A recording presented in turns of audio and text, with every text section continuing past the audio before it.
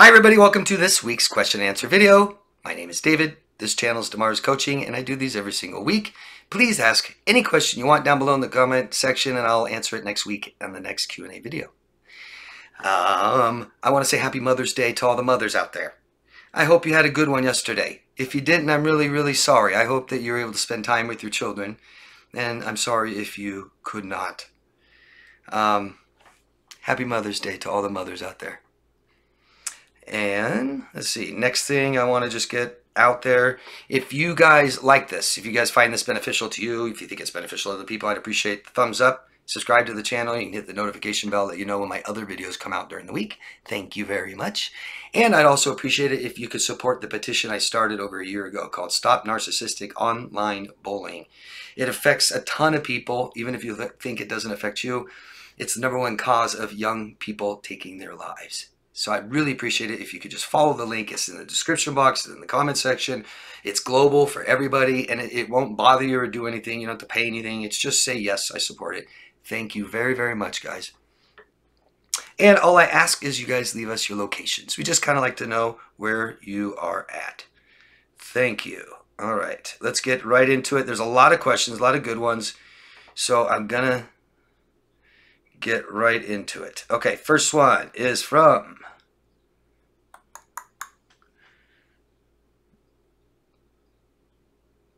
C Money Bosox, St. George's, Canada. Hi. I love your videos, David. Awesome stuff. Thank you. I'm going through so much right now. I have a 2-year-old daughter with someone that has all the BPD symptoms. I can't go anywhere without accusations. I get accused even when I'm at work. Lots of name calling, yelling, hitting, and so much more. I'm so sorry. She's deleted over 300 of my Facebook friends and cousins. How did she delete your Facebook friends? Is that all part of the trust that she has access to all your accounts? Whenever she doesn't get her way, she goes straight to social media to call me down. I was working night shift a month ago and got a call from her family telling me she went to jail for public intoxication. I had to leave work to go pick up my daughter from her mom's. After all she's done, she deflects everything onto me. Thanks for your videos. I'm in the process of finding a lawyer to get custody of my daughter and to protect myself. Good. Find a therapist or somebody to talk to about this stuff who can help you. We have to talk. That's how we heal. Talk, heal. And you need support and know what you're going through. Someone that can help you go through this stuff, navigate it through you. Someone just there for you. So it's not just her against you. Okay? Create a team for yourself. And good luck. I'm really sorry. I'm sorry that this all fell apart. And this isn't what you wanted, I'm sure. We're all capable of healing from this. You will heal from this if you want to. I highly recommend just talking to somebody, okay? And yeah, go see that lawyer and do what they tell you. Good luck. Let us know what happens. Grikmyr, Grickmere. Oh, Alec from Melbourne, Australia. Hi, Alec. Thank you for another great video, David. You're my voice of reason. Loved your advice about online dating. It has given me direction and clarity. Your advice about online dating tied in perfectly with the other topics you spoke about in your video. Why, oh why, aren't we taught these life lessons at school? Imagine how much heartache we would avoid in adulthood if we knew all this stuff sooner. Much love to you, David. Keep well. Your fan, Alec. Thank you, Alec, very much. You know, but a lot of people don't want schools raising their children. So, you know, there's a separation there. Yeah. But I just can't imagine any healthy parents that would be against their children learning, you know, about real life things, not just math. You know, there are some classes. I remember taking like home cooking classes and stuff. That's great, totally. You know, how to live. I've seen a lot of kids that don't know how to live at all. Parents never taught them. It's crazy. They don't know how to do laundry. They don't know how to use nothing. It's weird. But the emotional stuff, I don't see how any healthy parent would have a problem with a child learning what their boundaries are. Just learning more about themselves, learning what emotional needs are, identifying neglect and having healthy relationships, a healthy marriage to raise children and have healthy children. I mean, I don't think there's like, you know, I know there's all kinds of different ways to raise a child, but when it comes down to that, it's not real different. It's like, and I think most, if not all parents need some help too. You know, I agree. I hear you, but I think that's, you know, a lot of what it is we want children to go to school for social reasons and learn, not have a school that's funded by the government to raise our children. I think that's the problem. Mary Mattingly, 6197. Thanks, David, for being truthful, and everyone on the channel.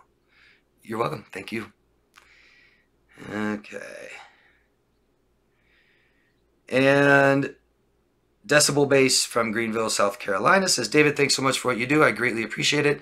The idea of a video on rules of engagement would be phenomenal. Hopefully you can get one of those before too long. I'm making a video this week about just a healthy relationship. Just kind of what does it take? And you can compare it to yours. And I'll show you like at least 6, 7 steps how it went wrong. Okay? So I'll do that. And if that doesn't answer you guys' questions, please just tell me. Make a more specific video on this. I've had somebody, like, I think suggest on how to walk away. I don't know if that requires a whole video. You just say no thanks or stuff like this and just walk away. So the questions really help, specific questions. And I always try to do videos you guys ask. So I'll make a video like that this week and let me know, Decibel Bass, if I answer your questions in the video. Thank you. All right. I kind of chopped your name off. Non-near. I cut the very top of your name off. I'm sorry. It looks like it's non, N-O-N-N-E-A-R, and some numbers, 5540. I'm doubting myself if I'm dealing with a male narcissist. We have been in an intimate relationship for over a year. He's cold towards me. He avoids giving me a direct answer when I ask a serious question. My father passed away, and he just said it's for the best and changed the subject. We are not in a serious relationship. Yeah, I get that. So I keep thinking this is why he treats me this way. We have agreed to sexual exclusivity, but I recently found out, yeah, so I can just already tell. He's a highly narcissistic person that doesn't commit to people and just uses them, and you've agreed to that. I bet you don't really agree to the way things are, that it's just you're agreeing to what he wants. And I bet he doesn't have to agree to anything, right? So relationships require compromise, agreeability, sacrifice, yeah, and I bet you're doing it all and he's doing none. And he gets to have his cake and eat it too and lie to you and make you sit there and not have anybody else in your life, as long as he can just have whoever he wants and come back and tell you whatever he wants, you ever want to hear. He's not committed. And that's why he's not really invested. He doesn't really care about your dad and your problems, your sadness, and all that other crap. And probably lacks some empathy, right? Compassion. My father passed away and he just said it's for the best, change the subject. We have agreed to sexual exclusivity. But I recently found out he's seeing his ex, which he has denied this whole time. This poor woman has cancer. Oh, he's good. He's exploiting someone that's dying. He doesn't compliment me. He talks over me all the time and doesn't seem to have genuine interest in my life. You're really not there.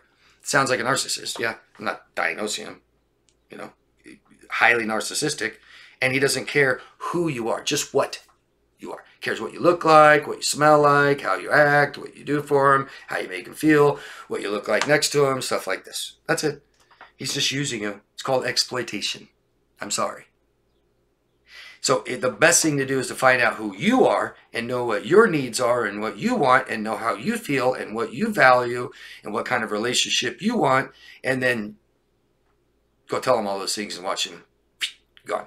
Best way to get rid of somebody toxic. Just tell them all these healthy things you want. It's called terms. I'm really sorry that you're in this. You didn't really have a question unless it got cut off. But yeah, best thing you could probably do is go talk to a professional. Make some sense out of this. Feel better. Have some support. Get it out. Express yourself. Understand things better. All of it. Because he's just completely using you. He doesn't care who you are. I'm sorry. Tim from Pennsylvania. The borderline cheated and is sorry, of course. Blame me for her cheating. Yeah. I say I want to break up. I wanted closure. I wanted her to just say she didn't love me so I can like move on, and she refused. I know because she knew that's all I want, to move on. Why does she refuse? Because she's using you too. She doesn't care what you want. She doesn't care how it makes you feel. She just is using you and wants to keep using you, and she's going to say I love you and I'm sorry and anything she has to just keep getting what she wants from you. Why does she insist on telling me she loves me when she clearly does not? I'm afraid because I forced her to. You didn't force her to do anything by coercion, by saying if you don't, I will blank. So she did. What is blank? Take your own life, Tim? You emotionally blackmailing her? But now she blocked me, ignored me, and she doesn't even care why. And I'm scared she's going to try to destroy my life. She threatened to tell my whole family lies about me, and I don't know what to do. Well, who cares? They're lies. What would that do to your family? Is your family going to like not talk to you, punish you? Would they take some person's side like that? Her over their son, over you? Not very good family. I'm sorry, Tam. This is really bad. I already told my family to ignore her and block her, but I wish she would just let me go. She cheated. This is the second time. She cheated on me on my freaking birthday, man. I tried so hard to be what she wanted. But she keeps blaming me for everything, and I'm actually afraid for my life because of who she talks to. I don't know what that means.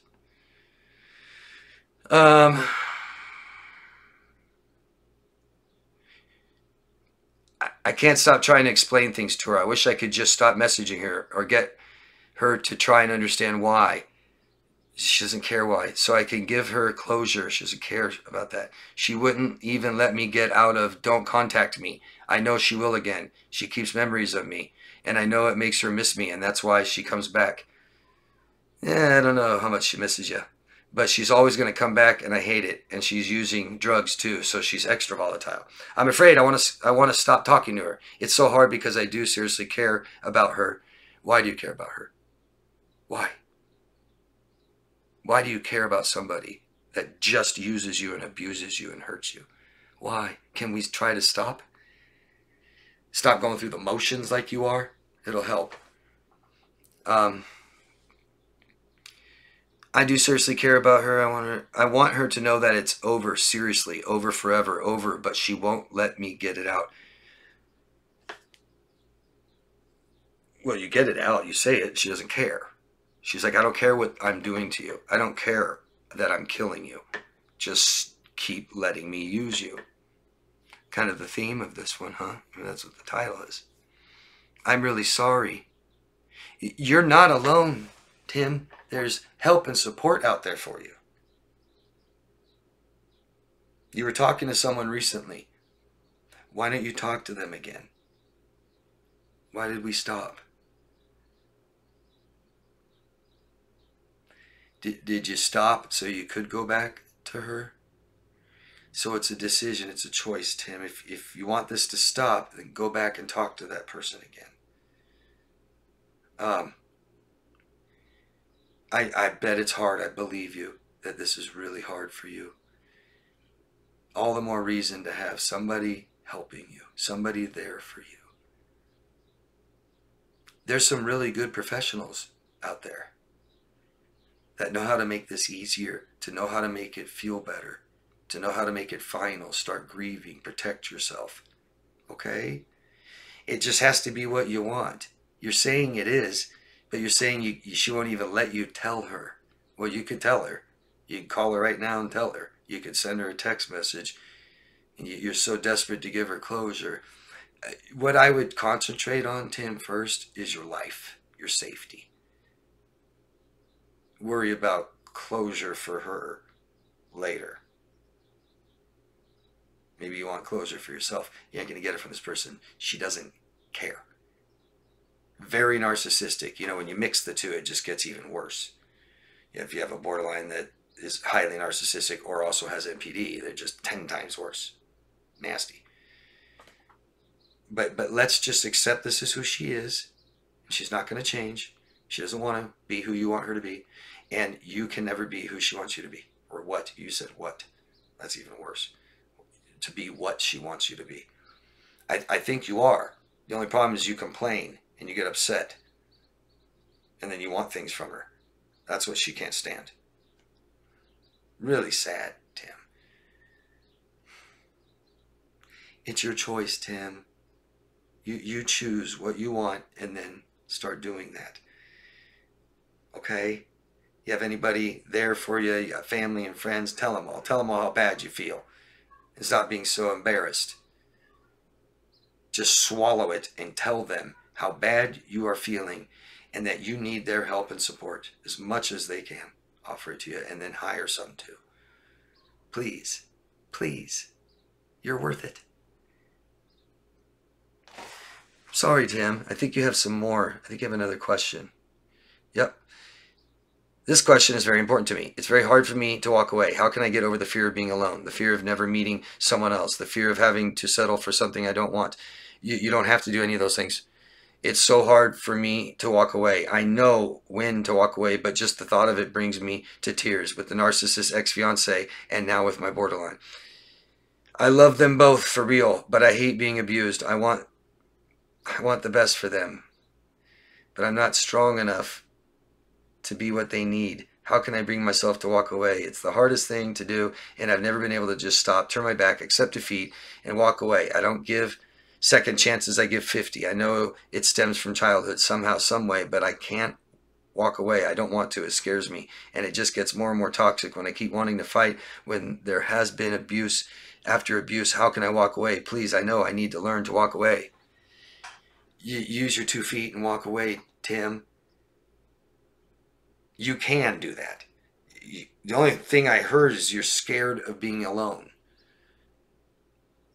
That just means you're scared of yourself. In these relationships, we lose a sense of who we are.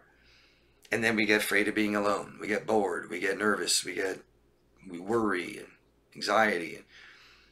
So what are you going to do, Tim? You want to hire someone to be around you all the time? Or do you want to just get used to being around yourself? I promise it can't be that bad.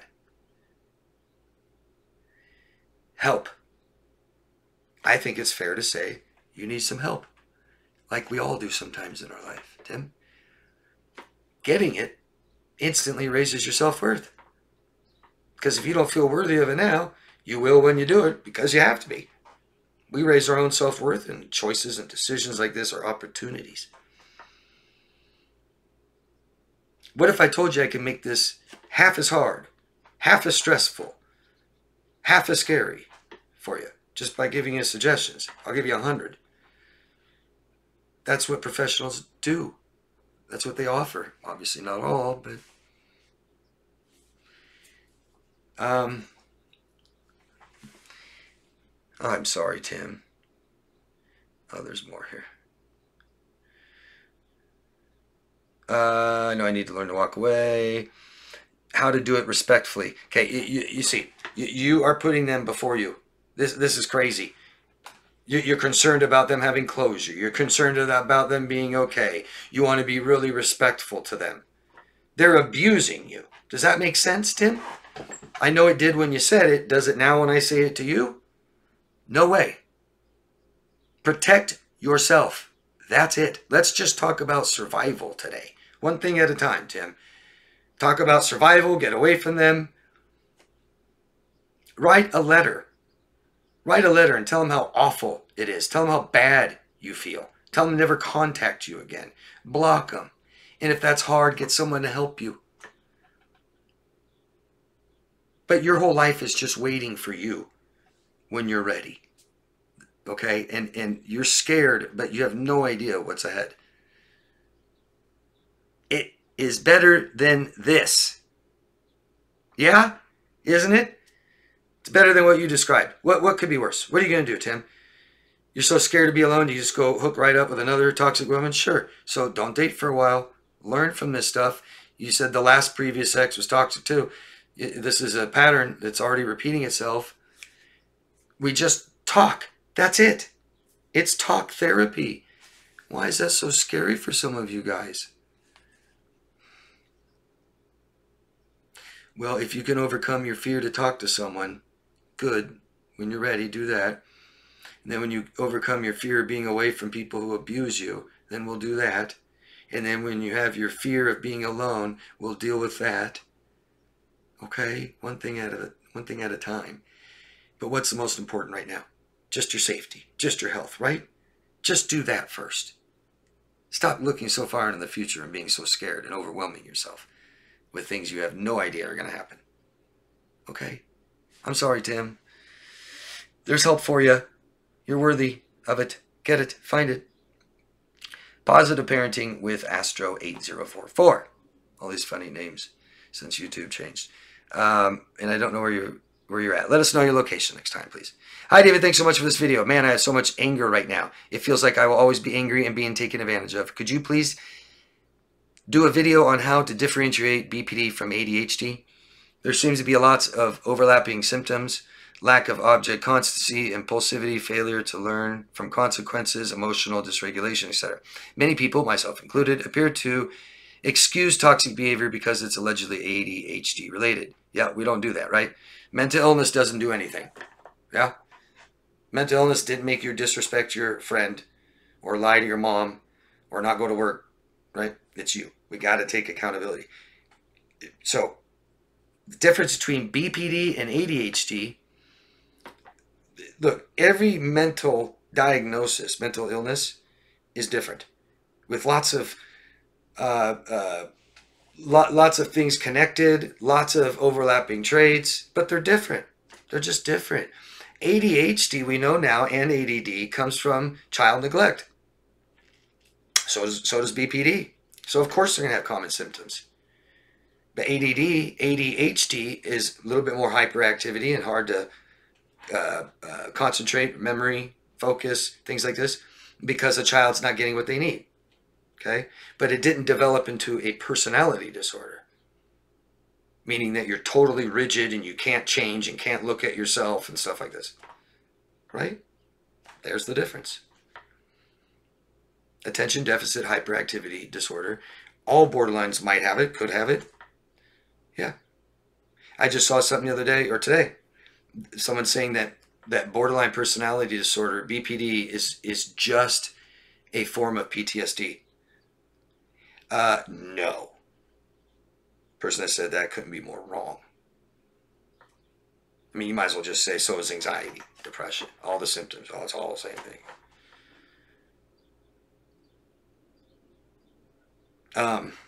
That's it. Not having what we need as children raises stress, which will cause anxiety, which means less sleep, which means stress over time makes our memory worse, our focus worse, our attention span worse. It makes our anxiety worse. It makes depression worse. All of it.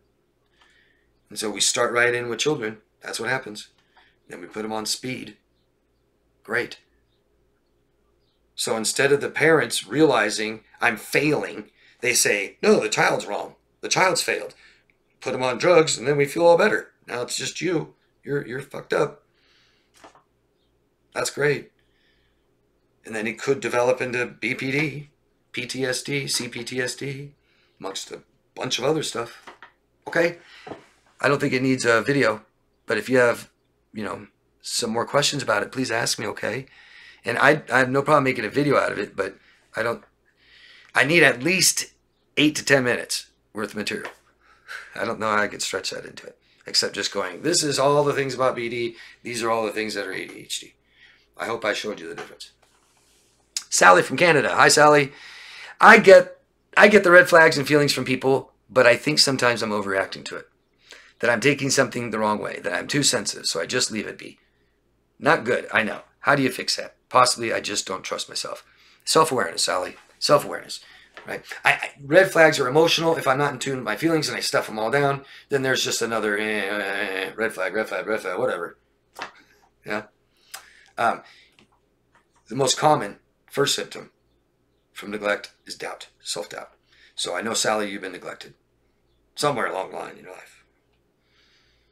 If your parents neglect you, so do you. We care for ourselves for the way our parents did. If our parents don't pay attention to us emotionally, then we don't either. And then we don't have boundaries, and we don't pay attention to red flags. And, even though this makes me feel uncomfortable, yeah, it's okay. No, I don't care. No, I don't mind. Yeah, no, I'm good. Yeah, I'm having fun. Because this is supposed to be fun, right? So, yeah, then I'm having fun. I don't need to check in with myself. 5 people here, they're all smiling. So am I. Got to know. Self-awareness, Sally. Self-work. At least know what your emotional needs are. At least know what your values are. At least know what you want in life. At least know how you feel every day. Okay? Good place to start. Or hire me. I'll help you. All right. Big Dave from Tennessee. Can I ask, have you ever been in the romantic space of gratitude and appreciation for a person? And if they were gone, you would feel miserable. Yeah. And then how do you show love? Can you give concrete examples for both questions? Have I ever been in a romantic space of gratitude and appreciation for a person, and if they were gone, you would feel miserable? Isn't that kind of how you feel about people that you care for, that you love, that are in your life? You don't want them to be gone? You want me to give an example? Everyone ever in my life. I don't understand. If they were gone and I think I would be miserable without them, I don't know. Miserable, sad, grieve, lonely. I don't know. Dave, I'm sorry, I don't know what you're... Have you ever been in the romantic space of gratitude and appreciation for a person, and if they were gone, you would feel miserable? Yeah, everyone I care for. Am I missing something? And then how do you show love? Tell them. Know who they are, right? Like being romantic is one way. For Christmas, I got you something that you said you loved. It was really pretty back in July. And I know your size. And it's your favorite color. That's romantic. I think about you. I consider your feelings when I do things and make decisions and choices. I talk to you about it. Yeah. I forgive you all the time. I tell you I appreciate you. I'm so grateful for having you in my life. Talk about a future with you. Yeah. I do things just to make you feel better without you asking. Just for a smile. Just to see that you feel comfortable. Things like that. Is that good, Dave? Is that enough? Tell me. Sorry I don't really get the first question. But maybe you can just ask me again. Word it different. Liz. I signed the petition. Thank you, Liz, very much. Oh, and I was going to ask you guys, since most of you don't sign it, almost all of you won't sign my petition, can somebody tell me why? Maybe that would help. Can you tell me why you won't sign it? I know most of you won't. So can just one of you out of the hundreds and hundreds, one of you just tell me why you won't sign it? That would really be really helpful feedback. I had a pretty toxic person the other day say that a narc will just look at it and say, huh, to it. So the problem is the creator. Right. Because a narc will just look at the petition and not care. The petition isn't to scare narcs. I hate that word, narcs. My petition isn't to scare narcissists doing it. I agree with you. My petition is directed at like CEOs of companies that are responsible for allowing it to continue, so they have to answer to this. If you go look on my petition, if you go check it out, it'll show you the number of people that are CEOs of Facebook and YouTube and stuff like this. And it even goes to congressmen that are in charge of this. Okay? But if you could tell me why you won't sign it, I'd really appreciate it. I'd really love to hear one good reason why someone wouldn't sign this, unless you enjoy doing that to people and you don't want to be stopped. Tell me if that's the case. Okay, Liz, have you considered doing one for stalking too? Yeah, cyber stalking, this covers it. So real stalking, like in America, is I give you threats violent threats. I'm going to take your life. And then I do so. I start to do so, like crossing state lines to get to you, things like that. Cyber stalking is different. My petition covers it. You bully someone, it's cyber stalking. And just to let you know, they say everyone has been cyber stalked. So all those people that won't sign the petition, it's affecting you. You just don't know. Maybe that makes a difference. I don't know. But number one cause of young people taking their lives seems to be enough to just support it. To just go, yeah, I support it. Love to know why you guys won't. Hi, David. Healing family from California. You make a difference in so many people's lives. Thank you for what you do. Thank you very much. That's really sweet of you. Another question. My therapist told me to journalize. To journal, yeah. I've got these journals going on a daily basis. One for myself, one for my children, and one for all the expenses I'm having since I don't get a penny for them. My therapist told me to write down on the journal and kids' journal everything, how it's making me feel, and then end with positive about me, like he blamed his emptiness, coldness, anxiety, tension, depression, suicidal thoughts on me. He's sued several companies, people in the past, and some for emotional damage.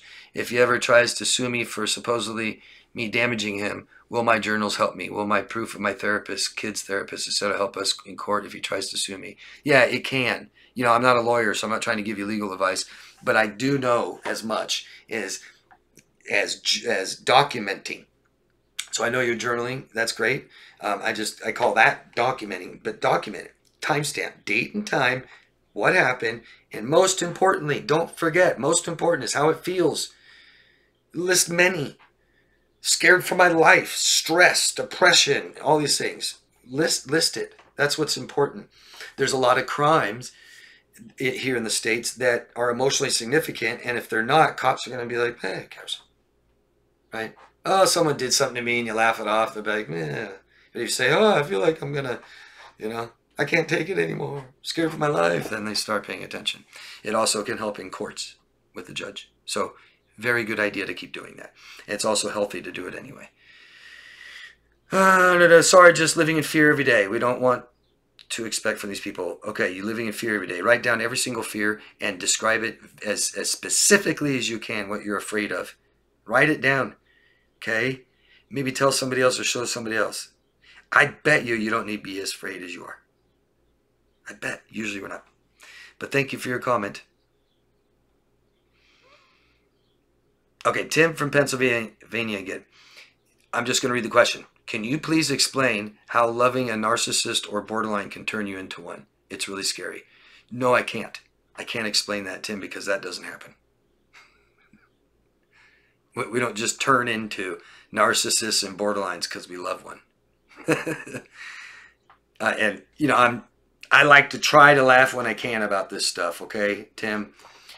It's very serious. And you can't turn in. These are developmental disorders that happen or start in childhood, okay? Some of them aren't diagnosed until you enter adulthood, but even borderline you can diagnose a child with.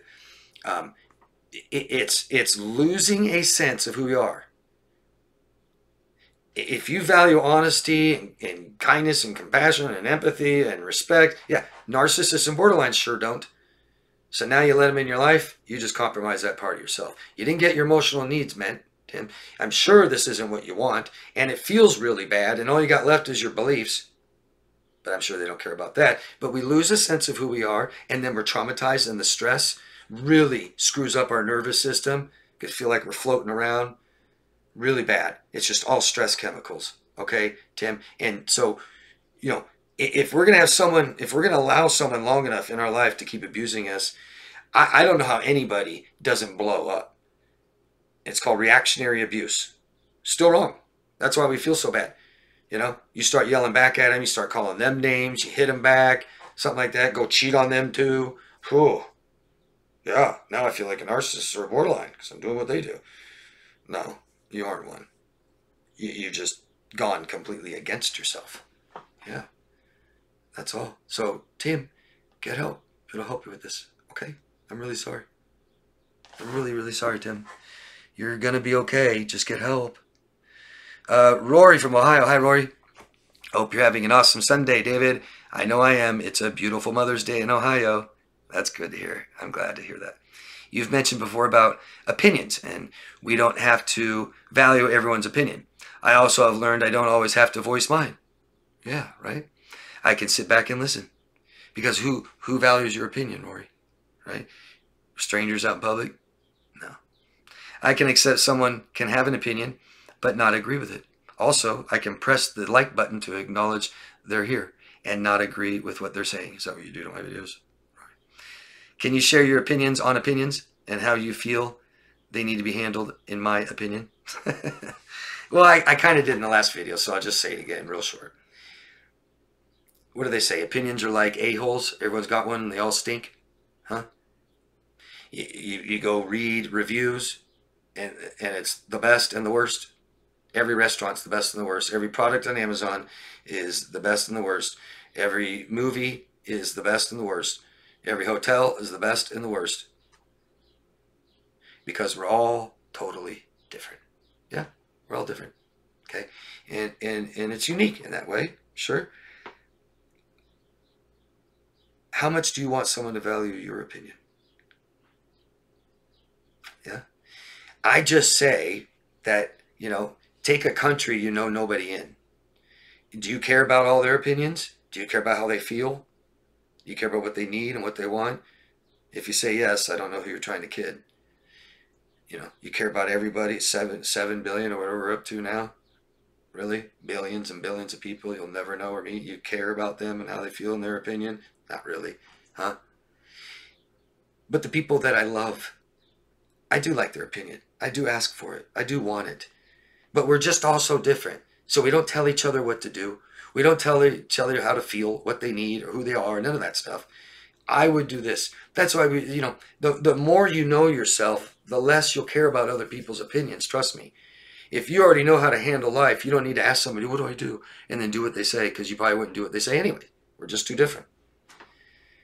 So I don't care about people's opinions unless I care about you. Typically, okay? I care about my work, so I care about people's opinions about this feedback, and I get awful feedback and I get positive feedback. What do I do with it? Right? Do I change for the awful people? But what if I change from people that really like it? Just be yourself and accept who you are, and most people will too. I don't know what else to say about that, Rory. Thank you. Happy Mother's Day. And I think we're getting close to done. Hi, David. I have a question I'm struggling with. My brother recently accepted a Hoover from his wife, and she accused him of some really heinous things. I'm going to shorten this because I read it. Your brother, his wife, abuses him, left him, and came back. Now he wants to come over to your house with his abusive wife and their 2 children. You don't want her to come over there. You don't want to see her, have anything to do with her, but you really want to see your niece and nephew. If I remember, it's a niece and nephew. Tough situation to be in, isn't it? Any of you guys have suggestions? Don't compromise who you are. I wouldn't let her in your life if you don't agree with what she does and who she is. Okay? The easier we make it for your brother, the less he's, likely to do anything about it or change it. Right? If everybody just says, oh yeah, we love her too, you might just stay with her longer. But if you say, you know what? I don't care for how she treats you. I don't want her near me. Then you might not see the children. Do we stand up for principles? Or do we stand up for seeing somebody, a couple people that we love? Maybe you can do both. Maybe you can talk to your brother and be vulnerable and honest and share all this with him. And maybe you can find a way to have both.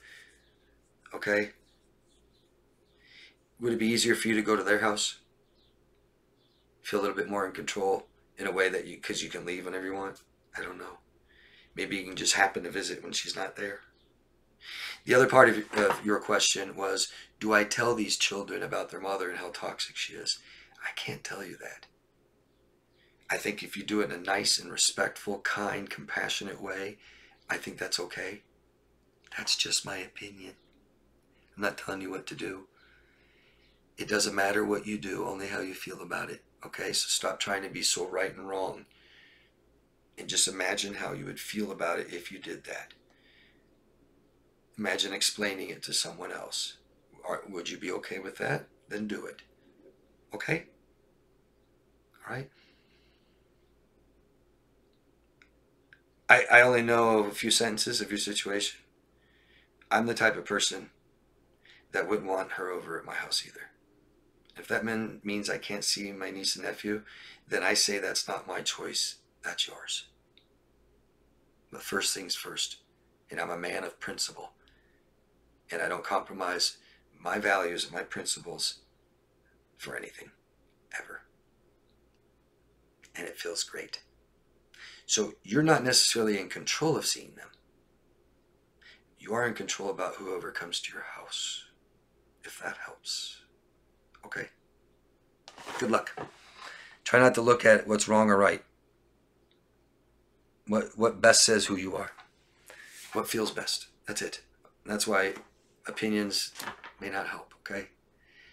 And if for me to really say what I would do, I would need to know a whole lot more. I would need to know all the dynamics and how you're feeling and all that.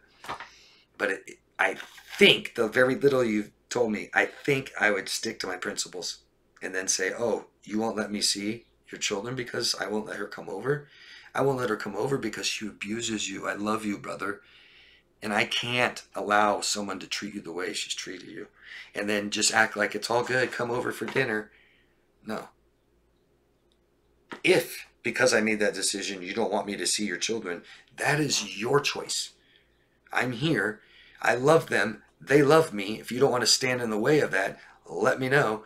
But what might happen is the wife says they can't go over there. And another reason why they should divorce.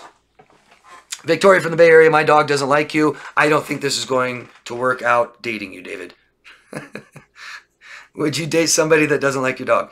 And I'm sorry your dog doesn't like me. Does he bark at me when I start talking? Does he start howling? Would I date somebody that doesn't like my dog? Probably not. But there's always some kind of circumstances, aren't there sometimes, you know? That's just maybe too broad of a question, but no, I really wouldn't want to have a girlfriend that didn't like my dog. I take my dog everywhere with me, in my car, traveling. I'm one of those. Yeah. Well, I had Rottweilers. I could only take them in. I had a big Bronco truck. So I always went like that, but now, and then when I had a little Chihuahua, I would fly with her. So if you don't like my dog, you probably won't want to be around me much. Is a better question. If you don't like my dog, you want to be around me? But I always have pretty great dogs. I've never had anybody not like my dogs.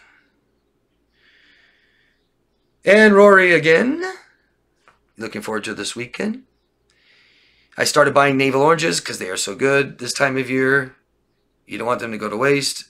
First, they were kind of dry when you try to juice them. Nothing right home up. The second time, you decided to roll them around on your stove, the counter.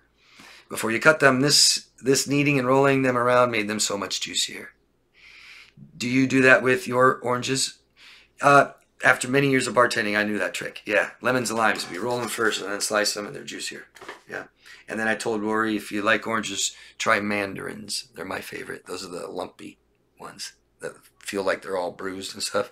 They're the sweetest and juiciest.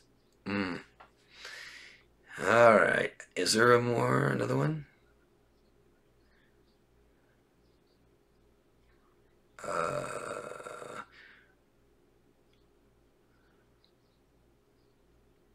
Okay. Oh, here it is. I know what it is. Okay. So Kelly and Aaron, 2005. And it's okay. I'm not complaining. But Kelly left me like a 4-page question, which would probably take 5 to 10 minutes to read to you guys. But I'm just going to read the question. Little backstory. She dated a psychopath who she thinks might be a psychopath. That's what her therapist told her. And there was 2 dogs in their yard. And he shooed them off. And then later went and found them in his car and ran over them on purpose and killed them and told her. And now she feels so guilty and ashamed because she allowed this person around her children. She says, I just can't shake But this I just can't shake. I feel like it makes me a bad person. I'm not, of course, but I feel such shame. Is this a normal response? Well, none of this type of stuff is normal, so I don't say that. It's very typical. So the first symptom coming out of an abusive, toxic, narcissistic, emotionally traumatic relationship is self-doubt. Second one, you could say, is anxiety. Next one, shame. Depression. Shame is I'm a bad person. Guilt is I did a bad thing. If you think you did something wrong, then go look in the mirror and apologize to yourself and then forgive yourself, okay? Unconditionally, no matter what we do. So you could think of the worst thing you could ever possibly do on this planet. You still have to forgive yourself. Okay? Not forgiving ourselves makes us do worse things. Because we're ashamed of ourselves and we feel like we're bad people, so who cares?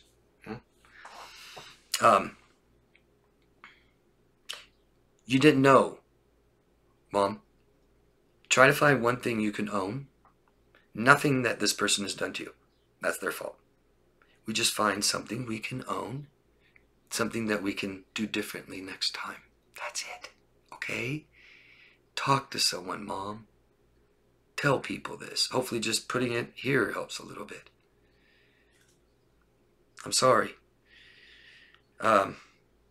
Yeah, that would bother me too. I won't lie. To have someone so dangerous and toxic and sick around my children. I have a rule. No one's allowed in my life for 6 months. You're not allowed in my home. You're not allowed in my work. You're not allowed to meet people, my children. I don't have children, but my family. I don't want to meet your children. No sex. No promises. No future talking. Just get to know each other. My God. Sometimes I hear from people, it's like, Jesus. I hear women tell me they're proud of the 3-date rule. They're proud. Oh, don't worry. I do the 3-date rule. Oh, okay. That's 3 days. You have sex with people in 3 days. And somehow that's glorious. That's great. I don't understand that. That just means someone has to be nice for 2. I pay for both dates and I'm nice and take you home. I'm in. Free, right? You don't charge. I'm not talking to anyone directly. That's it. That's it, guys. Thank you very, very much. Great questions. Please consider supporting. Thumbs up, subscribe, notification. But ask questions, most of all. And share your own personal stories. You guys watch these videos and you want to learn and hear stuff. And go read the comments. They're great. Thank you very, very much, guys. Have a beautiful week, okay? Love yourself first. Bye-bye.